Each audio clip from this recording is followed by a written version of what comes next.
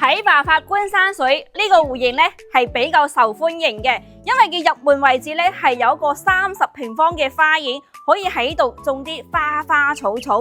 建築面積係123方嘅，只有1樓同2樓係冇有地牢嘅戶型嘅，所以後期裝修成本都唔使太高噶。呢度咧就係我哋一個飯廳嘅位置，有個大嘅落地窗啦。入裏邊咧仲有我哋一個大嘅廚房位置啦。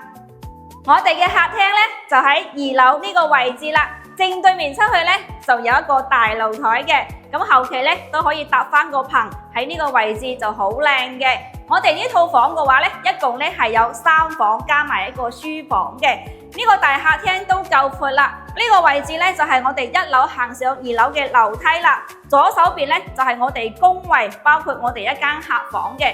咁後期把沙發咧就擺我哋呢一邊嘅位置啦。咁我哋過嚟睇下呢邊嘅房間，呢間客房係最靚嘅，朝南向，而且係有2面嘅落地窗啦。咁正對面過嚟呢間房就細啲啦。咁後期咧就可以做翻我哋一個書房嘅空間，隔離就係我哋嘅主人房空間啦。